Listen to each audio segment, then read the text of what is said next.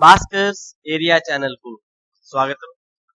AP DSC 2018కి సంబంధించిన నియామకాలను మరో 2-3 వారాలలో పూర్తి చేస్తామంటూ విద్యాశాఖ మంత్రి ప్రకటించారు. మరి దానికి సంబంధించిన వివరాల్లోకి వెళ్తే, ఈ ఏడాది ఉపాధ్యాయుల బదిలీలు లేవు అంటూ మంత్రి సురేష్ వెల్లడించారు. ఈ ఏడాది ఉపాధ్యాయుల బదిలీలను చేపట్టడం లేదని విద్యాశాఖ మంత్రి ఆదిమూలపు సురేష్ స్పష్టం చేశారు. చిత్తూరులోని జెడ్పీ సమావేశ మందిరంలో జిల్లా విద్యాశాఖ అధికారులతో ఆయన బుధవారం సమీక్ష నిర్వహించారు. ఈ సందర్భంగా ఆయన మాట్లాడుతూ, సర్దుబాటు ద్వారా అవసరమైన చోట ఉపాధ్యాయులను తాత్కాలిక ప్రతిపాదికన నియమిస్తామని, డిఎస్సి 2018 నియామకాలను 3 లేదా 4 వారాల్లో పూర్తి చేస్తామని చెప్పారు. ఏకీకృత సర్వీస్ నిబంధనల కారణంగా ఎంఈఓలు, డివైఈఓల పోస్టులను భర్తీ చేయలేకపోతున్నామని తెలిపారు. ప్రభుత్వ ప్రైవేట్ పాఠశాలల్లో నో బ్యాగ్ డేను ఖచ్చితంగా అమలు చేయాలని ఆదేశించారు.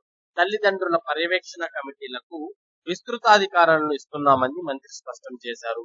మరి ఇదే సమాచారాన్ని మరో న్యూస్ పేపర్ లో మరింతగా చూస్తే, విద్యా ప్రమాణాల పెంపుకు ప్రాధాన్యత, మంత్రి ఆదిమూలపు సురేష్ వెల్లడి.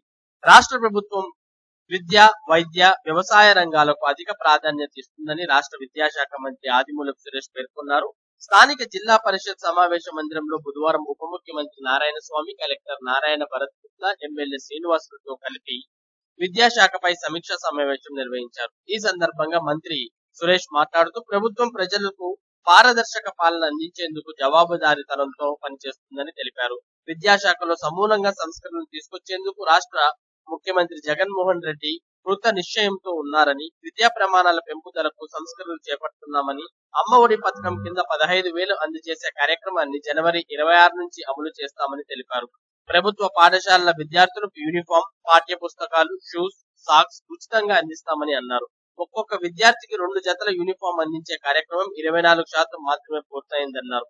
ఈ పద్ధతి మారాలన్నారు. యూనిఫామ్ పంపిణీకి సంబంధించి పైలట్ ప్రాజెక్ట్ గా ప్రకాశం, కర్నూలు జిల్లాలతో పాటు చిత్తూరులోని 12 మండలాల్లో ఎన్హెచ్జి మహిళల ద్వారా కుట్టి ఇచ్చేందుకు చర్యలు తీసుకున్నామని, ఈ పద్ధతి ఆశించిన ఫలితాలను ఇస్తోందని అన్నారు. పాఠశాలల తల్లిదండ్రుల కమిటీలను బలోపేతం చేసేందుకు ఈ నెల 23వ తేదీలోపు ఎంపిక చేసి మొదటి సమావేశం నిర్వహించాలని తెలిపారు. ఆనంద వేదిక, నో స్కూల్ బ్యాగ్ డే కార్యక్రమాలను ప్రైవేట్ పాఠశాలల్లో కూడా ఖచ్చితంగా అమలు చేయాలని అన్నారు. మధ్యాహ్న భోజన పథకం అమలుకు సంబంధించి సెంట్రలైజ్డ్ కిచెన్ ఏర్పాటుకు చర్యలు చేపడుతున్నామని అన్నారు. నాణ్యమైన భోజనాన్ని విద్యార్థులకు అందించేందుకు కృషి చేస్తున్నామని తెలిపారు. డిఎస్సి 2018 అభ్యర్థులకు సంబంధించిన సెలక్షన్ లిస్టులను 2-3 వారాల లోపు ప్రభుత్వం ప్రకటిస్తుందని తెలిపారు. ప్రభుత్వ పాఠశాలల్లో చదివే విద్యార్థులకు ఆంగ్ల బోధన ద్వారా విద్యా ప్రమాణాల పెంపునకు రీజనల్ ఇంగ్లీష్ ట్రైనింగ్ సెంటర్ల ద్వారా, అలాగే డైట్ల ద్వారా ఇంగ్లీష్ బోధనలో మెలకువలు నేర్పుతామని అన్నారు. బోధన పరికరాల ద్వారా సులభంగా పాఠాలు అర్థమయ్యేలా వర్చువల్, డిజిటల్ క్లాస్ రూమ్ల ద్వారా బోధనలు మెరుగుపరుచుకున్నట్టు తెలిపారు. పాఠశాలల్లో డ్రాప్అవుట్ శాతాన్ని తగ్గించి విద్యార్థుల నమోదు శాతాన్ని పెంచేందుకు అన్ని చర్యలు తీసుకుంటున్నామని అన్నారు. అన్ని పాఠశాలల్లో మౌలిక వసతుల కల్పనకు చర్యలు చేపడుతున్నామని అన్నారు. ప్రైవేట్ విద్యా సంస్థల అనుమతులు, ఫీజు రెగ్యులేషన్, ఇతర విద్యా సంబంధిత అంశాలపై పరిశీలించేందుకు బాలకృష్ణన్ కమిటీని ఏర్పాటు చేశామని అన్నారు.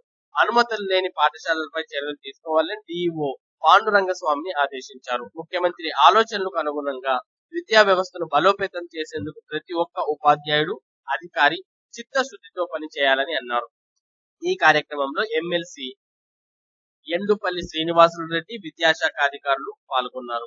సో టోటల్ గా మనం ఇక్కడ చూసినట్లయితే, డిఎస్సి 2018 అభ్యర్థులకు సంబంధించిన సెలక్షన్ లిస్టు 2-3 వారాల లోపు ప్రభుత్వం ప్రకటిస్తుందని, అలాగే ఇక్కడ మరో న్యూస్ పేపర్ లో చూస్తే 2018 డిఎస్సి నియామకాలను 3-4 వారాల్లో పూర్తి చేస్తామని చెప్పడం మనం ఇక్కడ గమనించవచ్చు. దీన్ని బట్టి టోటల్ గా అయితే మనకు నియామకాలు అనేవి మరో నెల రోజుల్లో పూర్తయ్యేటట్టుగా మనకు కనిపిస్తున్నాయి. అంటే 2-3 వారాల్లో సెలక్షన్ లిస్ట్ అనేవి వస్తాయి. మరో వారంలో తర్వాత అంటే 3-4 వారాల్లో డిఎస్సికి సంబంధించిన పూర్తి నియామకాలు పూర్తవుతాయి అనే విషయం అయితే ఇక్కడ మనకు క్లియర్ గా అర్థమవుతుంది.